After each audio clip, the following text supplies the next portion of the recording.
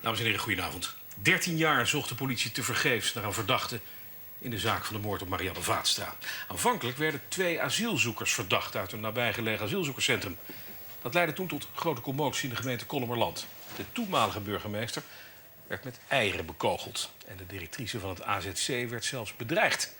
Wij zochten hen, nu er een concrete verdachte is, opnieuw op. Het voormalige asielzoekerscentrum in Kollem ligt er desolaat en overwoekerd bij. Maar op 1 mei 1999, de dag dat Marianne Vaatstra wordt vermoord, wonen hier 400 vluchtelingen. En in de omgeving wijzen heel wat vingers juist naar deze plek. De moordenaar van Marianne moet hier wonen. Eigenlijk al in de eerste dagen, zelfs de eerste avond meen ik zelfs, waren er al mensen aan de poort van hier zit de dader en wij willen hier naar binnen en we komen de dader halen. En dat grijpt in. En dat grijpt niet alleen in voor asielzoekers die hier wonen, maar in eerste instantie greep het medewerkers behoorlijk aan.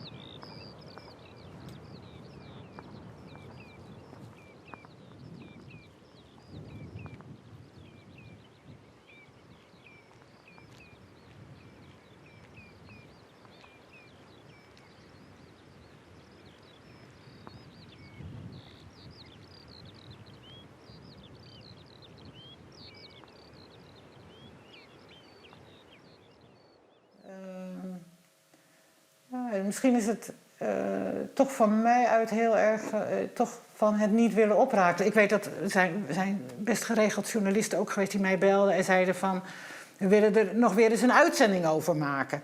Zomaar, uit het niks. En dan zei ik, jongens, jullie moeten ophouden. Je moet echt stoppen met die dingen. Want dit is niet goed voor niemand, niet voor de streek, niet voor niemand. Maar het is altijd bij mij een verlangen geweest naar een soort verantwoording afleggen. Ik was gewoon in overheidsdienst, zeg maar. Hè, dus ik vind ook dat dat hoort, eigenlijk. Dat je daar verantwoording voor hoeft af te leggen. Dat heb ik altijd met deze zaak een beetje gehad. Ik ben ooit aan een boek begonnen, maar dat heb ik niet afgemaakt. Maar dat is ook goed.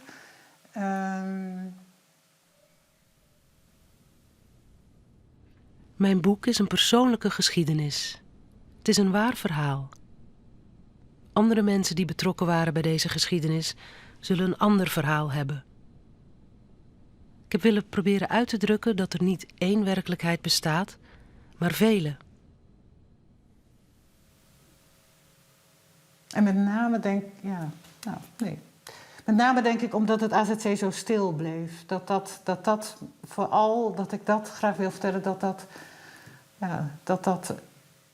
waarvan ik denk dat het bijgedragen heeft aan de rust in de streek uiteindelijk. Dat klinkt heel raar, maar dat het niet geëxplodeerd is, zeg maar, in iets wat we niet willen. Denk ik, hoop ik dat dat zo is. We weten het niet zeker, maar dat is de reden geweest.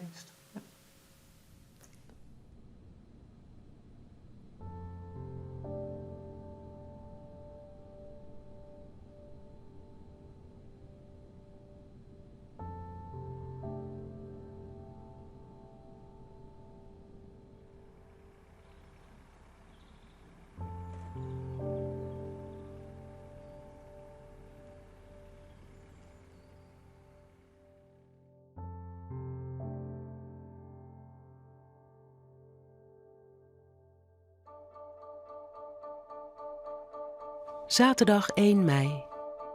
In de nacht komen er een paar mannen aan de poort. Het is directe familie van het omgekomen meisje. Ze zijn ervan overtuigd dat de dader van de moord zich op het AZC bevindt. Ze willen het centrum op. De mannen willen de bewoners gijzelen in de recreatieruimte van het centrum, Men wil zo een bekentenis afdwingen. De beveiliging weigert hen de toegang. Er vallen harde woorden. De beveiligingsmensen waren behoorlijk ontdaan na deze confrontatie. Ze zijn ook jongens uit de streek. Ze kennen de mensen. Ze weten dat als de emoties hoog oplopen, er klappen kunnen vallen. Zondag 2 mei. Er komt een man uit Zwaagwesteinde aan de poort. Hij zegt dat hij een geladen revolver in de auto heeft en wil zelf op zoek gaan naar de dader. Ik ben verbijsterd en voel woede in me opkomen. Hoe kan iemand zomaar mensen beschuldigen? Waar ligt hiervoor de rechtvaardiging? Dit is onrecht. Natuurlijk stellen we ons vragen. Als een bewoner het heeft gedaan, wat dan?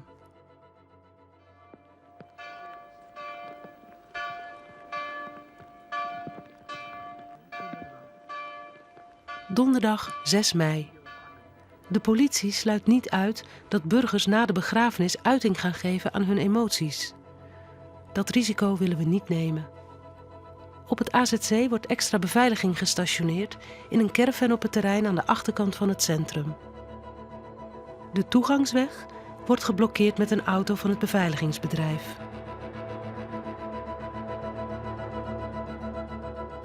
Ik breng de bewoners op de hoogte. Ik zie nu met eigen ogen wat het doet met de mensen. Ongeloof en angst. Angst vanwege de bedreigingen. En angst vanwege de moord. Want de moordenaar loopt nog rond. Sommige asielzoekers kennen deze angst goed uit hun verleden. Op weg naar huis voel ik me niet helemaal op mijn gemak. Ik merk dat ik regelmatig in de spiegel kijk of iets of iemand mij volgt. Die avond en nacht blijft het rustig. Wel is er veel verkeer op de trekvaart. Vooral ook langzaam rijdende auto's. Een soort ramptoerisme.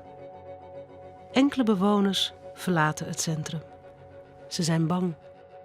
Vrede Joen zal in de Westrijn een stille tocht houden bij de snijt in zo'n Marianne Vaatstra. De moord op het 16-jarig famke griep in de Westrijn elke niet een boord om. Een bewoner wil zijn medeleven betonen aan de familie Vaatstra. Hij wil zwarte linten aan de caravans bevestigen. Ik ben er niet voor. De pers zwermt om het centrum. Ik ben bang dat ze dit verkeerd kunnen interpreteren. We besluiten het niet te doen. De burgemeester ontvangt een anonieme brief. Er wordt gedreigd met het verspreiden van pamfletten waarin beschuldigingen staan aan het adres van asielzoekers. Terwijl we hierover praten, komt op het AZC ook een dreigbrief binnen. De eigenaar van de Ringo in Veenklooster belt. Hij is enigszins in paniek, want ook hij heeft een dreigbrief ontvangen. Het schijnt dat een van onze bewoners, Marianne hier kort geleden, heeft bedreigd. De politie start een onderzoek op het centrum. Ze delen een brief uit aan de bewoners.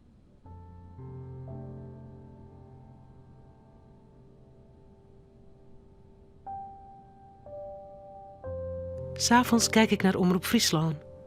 Ik schrik van de toespraak van de burgemeester. Ik denk dat dit de zaak alleen maar erger maakt.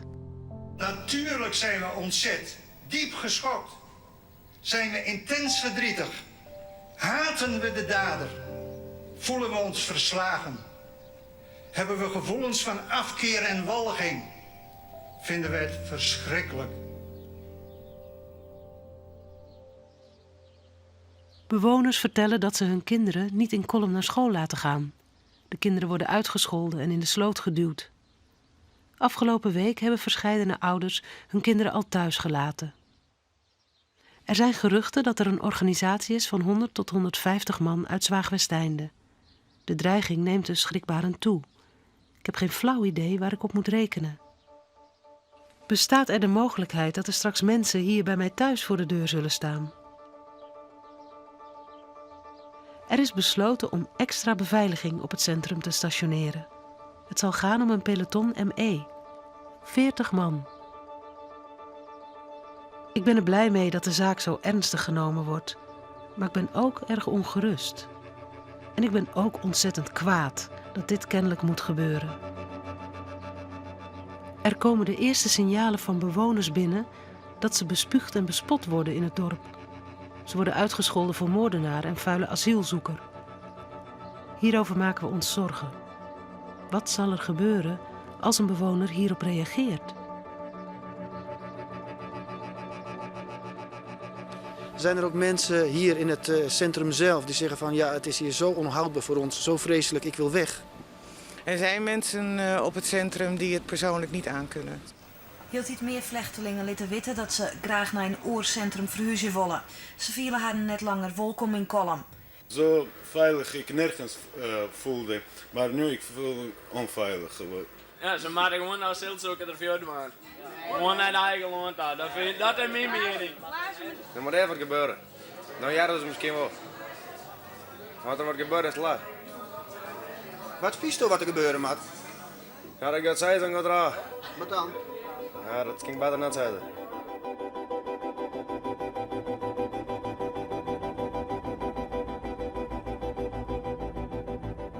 Dinsdag 18 mei. Er is aangifte gedaan door een meisje uit Kolm wegens verkrachting in de Koninginnennacht, de nacht van Marianne. Het betreft een asielzoeker. Ik ken de jongen waar het om gaat. Hij heeft niets met de moord te maken, verzekert hij mij. Als deze zaak openbaar wordt gemaakt, zal de agressie naar het centrum zeker oplaaien. Maar hoe hou je zo'n zaak stil? Ook de politie is ervan doordrongen dat dit nu niet naar buiten kan. Ik ben boos op de jongen die hierbij betrokken is. De jongen wordt verhoord. Politie komt hem halen in een burgerauto. De vader is verontwaardigd en dreigt de zaak via de pers naar buiten te brengen. Als de zoon een week later vrijkomt, besluiten we dat hij en zijn vader moeten vertrekken. Er is geen andere weg. We kunnen hier niet voor hun veiligheid instaan. Ik teken een overplaatsing naar Drachten. Vader en zoon lopen de poort uit. Ik zit in de trein naar huis als ik word opgepiept. Een beveiligingsbeambte belt. Meneer Vaatstra wil me spreken. De Telegraaf is bij hem op bezoek en hij wil hen vertellen dat hij weet dat de verkrachter een Irakees is. Hij wil het gepubliceerd krijgen in de krant.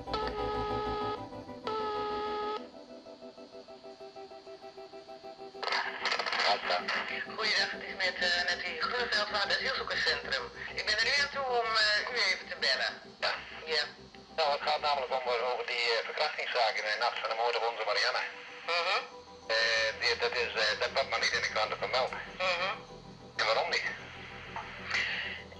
Nou, ik kan in ieder geval die reageren dat die verkrachtingszaak is wel op een gegeven moment gemeld in de krant. Ja, maar geen namen erbij, hè? Nee, het is een zaak van politie en dat zit gewoon in wettelijke kaders wat politie wel of niet kan melden. Beschermen. Daar gaat het allemaal om. Zo worden Nederlanders ook beschermd. Ja? Weet je dat de mensen die hier allemaal rondlopen met een stuk angst, die worden helemaal niet beschermd? Nee. Dat daarin eens voor die mensen staan? Ik begrijp wel dat u zich angstig voelt, want dat hebben we hier ook op het centrum. Ook omdat we zit niet angstig te voelen, dat bij u niet. En dat is ook wel leuk trouwens, maar ik bedoel, die mensen worden beschermd door de meiden. Ja, maar die dader loopt ook nog rond. Dus in die zin zijn onze mensen net zo bang als u waarschijnlijk. Nou, dat weet ik niet. Maar kijk, net zoals met die twee die weg zijn. Ja? Die was eigenlijk nooit om zoeken. Nou, dat zal maar een van die knapen die zal het maar gedaan hebben. Nou, geloof maar dat de wereld brandt hoor. Geloof je van mij dat dezezelfde jongen onze Marianne heeft bedreigd. Dezezelfde jongen heeft verkrachting heeft gepleegd. Dat is ook meegedeeld door de politie. Dus ik bedoel, we weten genoeg wat dat betreft. Maar alleen het moet nog even in de krant. De wereld moet het weten. De wereld moet weten hoe we hier met elkaar steken met elkaar. Ja, ik kan me voorstellen dat u ook sowieso ontzettend bezig moet zijn met alles wat er op dit moment rond u gebeurt. Als die dader er bij jullie wegkomt of niet, maakt me geen moer uit. Ik zal me er sterk voor maken dat de hele zaak verandert hier. Nou, denk er maar goed om. En ik niet alleen hoor. Er zijn duizenden die er hier zo over denken. Zo, en nou heb ik genoeg gezegd.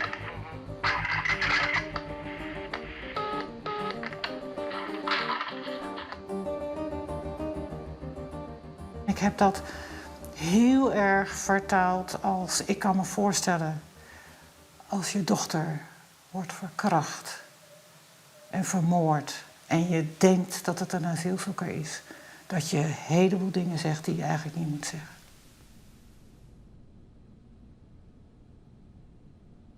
Om de asielzoekers te vinden, verspreidt justitie het signalement via dit interne CRI-bulletin. Als Peter R. de Vries het blad in handen krijgt, besluit hij de foto's van de gezochte asielzoekers te publiceren.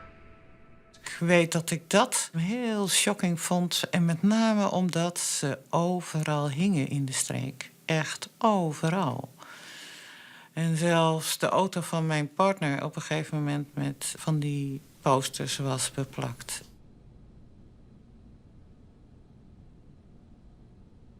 Zowel de VAR als tegenstanders van het AZC in Kolm vieren nu actie onder vajon van de grote informatiegeerkomst in het dorp. Het actiecomité dat in het AZC in Kolm ageert, riet vanmiddag mooi een loerdzwaan tot de gemeente. Hier volgt een oproep. Nu of nooit.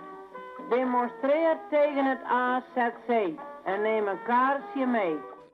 Die dag was er ook een vliegtuigje in de lucht. En als ik me de tekst goed herinner, was het AZC weg ermee. En een hele vijandige sfeer. Onder eind van de middag vliegde op een vliegtuigje boven Kolm. Als reactie op het vliegtuigje van Juster. Doel waarop er op een verzet in het AZC. Jan en Els zitten de asielziekers Joert Liekwols welkom. Ik vond het angstaanjagend. Ik vond het heel ongemakkelijk. En daar loop je dan maar met z'n tweeën. En je kan daar ook helemaal niets aan doen. Ik kan van deze burgemeesters wel kotsen. Het gaat hen alleen om het geld. Kolmerland, u hoort het goed. Wij weten wat een AZC met zich meebrengt. Overlast, intimidatie, onverschilligheid, diefstal, verkrachting en moord. Mevrouw Veenstra die daar echt ook letterlijk zei van het zijn criminelen en met de vraag naar moordenaars. En daar staat meneer Vaatstra wel naast. Ik vind dat wel bedreigend. Ja. Dan begint de informatieavond. Ik zit op de voorste rij. Rechts naast mij, op enkele meters afstand, zie ik een groep mannen het podium naderen. Vooraan loopt een meisje in de leeftijd van Marianne Vaatstra. Een man houdt het meisje vast en roept: "Hier zou Marianne gestaan kunnen hebben." Ik meen dat het meisje huilt. Ze maakt zich los uit de greep van de man. Dan vliegen er eieren door de lucht.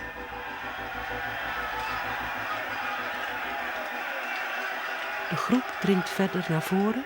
De tafel op het podium kantelt. Ik schrik, want ik zie dat er geen uitweg is voor de mensen achter de tafel.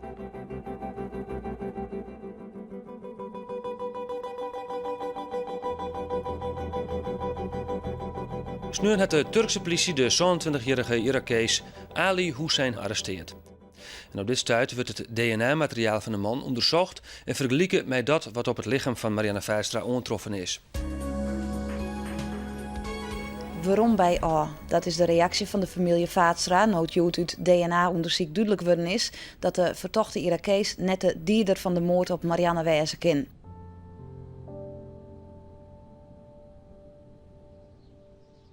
Van 1999 op 2000 hadden we nog een peloton mee op het centrum zitten, omdat er wellicht in die overgang oud en nieuw daar misschien nog onrust zou komen. En daarna een maand later ben ik weggegaan bij het AZC. En ik heb geen contact, in ieder geval niet met bewoners meer gehouden.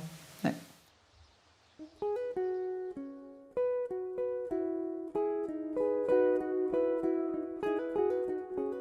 ...21 april 2000. Als ik de krant uit de brievenbus haal met het artikel dat de dader in de zaak Vaatstra uit de eigen streek komt, gebaseerd op het DNA, voel ik een stroom van woede door me heen gaan. Hoe lang is dat al bekend? 6 februari 2001. Ik ontvang een brief van mevrouw Vaatstra op mijn privéadres. Ze beschuldigt mij van achterhouding van feiten. Ik ben ongerust en laat extra sloten op mijn huis zetten.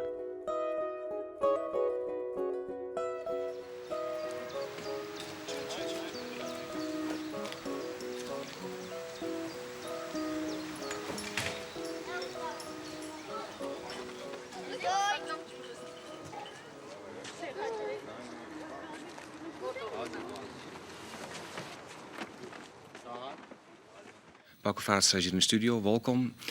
Dat er nog net in onhouden is. Wat vind je ervan? Zijn dingen lezen litten, vind je jou? Ja, absoluut. In zo'n moord, die het pleegd is, en zo'n verschrikkelijke moord. En waarvan de dokters en het ambulancepersoneel zeiden van dit is net westers. Dan zeg ik, en waar het vlakbij gebeurde, bij de AZC, nou gaat het net om, je hoeft er net bij te komen, dat bedoel ik net. Maar je had lezen litten en dat wekte er weerzin op van u als nijbesteden, maar ook van de gehele bevolking. De Telegraaf plaatst op de voorpagina een anonieme brief, geadresseerd aan Bouke Vaatstra. In de brief staat dat een levensgevaarlijke asielzoeker 3 dagen na de moord Nederland is uitgezet. Hij zou in zijn land van herkomst meerdere vrouwen de keel hebben doorgesneden. Het was ook zo levensecht, die brief, dat ik echt zelf heel even twijfelde van jeetje, zou dat kunnen? Zou dat kunnen? Nou, het is eigenlijk gewoon onmogelijk, omdat iedereen gekend wordt op een AZC. Dus dat kan helemaal niet, maar goed. En vervolgens dacht ik, ja, dit is de lulkoek. Dit is gewoon allemaal grote lulkoek. –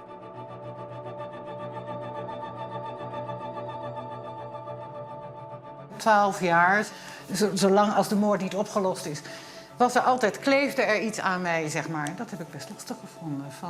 Heeft zij nou informatie achtergehouden, ja of nee? Ja, en er is geen verweer op. En dat is het lastige, er is geen enkel verweer. Complottheorieën zijn voor mensen, denk ik, heel erg interessant. Mensen vinden dat heel erg interessant. Ja.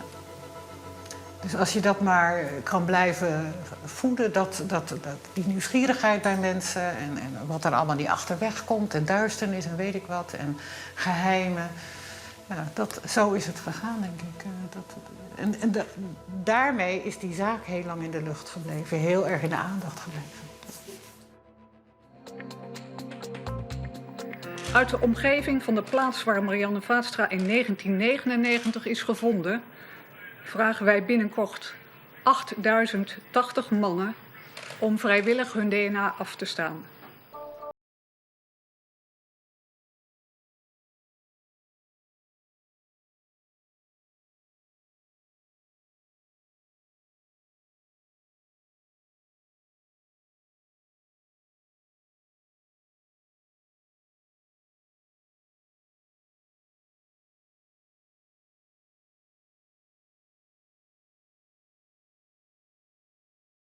Is maar de belangstelling, de pasconferentie van politie, justitie en in Drachten volgen. Harm Bijstra is al de hele dag in het dorp. Hoe hebben de mensen gereageerd? Aan de ene kant blied, omdat de moord nou oplost is. Aan de andere kant teleurstelling, omdat het een dorpsgenoot is. Want het had een impact, het slaat in als een bom. Nettie Groeneveld, mevrouw Groeneveld, goedemiddag. Goeiedag. Wat dacht u gisteren toen u het nieuws hoorde? Nou, gewoon fantastisch. Ja, fantastisch dat er een kentering in de zaak is. Dat is ontzettend mooi. Vooral voor de familie, dat was het eerste. Maar ook voor mij, maar ook voor medewerkers van het AZC. Ook voor de bewoners van het AZC van die tijd. Maar zeker ook voor de streek. Voor heel veel mensen is het fantastisch. Ik ben ook niet blij dat het geen asielzoeker is. Het had voor mij natuurlijk... De moordenaar, dat was van belang. De dader, die moest gevonden worden. Wie dat dan ook was. Geachte voorzitter van de jury. Ik heb begrepen dat u op 12 februari de Machiavelli-prijs uitreikt aan Bouke Vaatstra. Wellicht heeft u meer verontruste signalen ontvangen. De uitreiking van deze prijs vandaag is dan ook geen feest. Maar het is een eerbetoon aan een man die nooit opgaf. Ik wil hierbij bezwaar aantekenen. Tot slot wil ik deze prijs opdragen aan mijn dochter Marianne. Wij zullen het je nooit vergeten. Overigens vind ik wel dat ook Bouke Vaatstra wel absoluut een punt heeft met wat hij bereikt heeft als het gaat om spreekrecht voor slachtoffers. Dat is absoluut gewoon hartstikke goed. Je mag een hele wonderlijke weg gaan om iets te bereiken. Dat zegt de Machiavelli-prijs ook. Maar ik vond dat er over te veel ruggen en over de rug van asielzoekers die prijs... dat bereikt is. En ik heb het zwaar gemaakt ook, ja.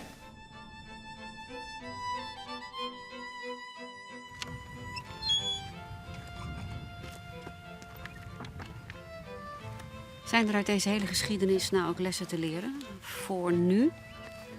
Op het moment dat je een oordeel hebt of een idee hebt over iets wat je niet weet, dat je daar bewust van moet worden.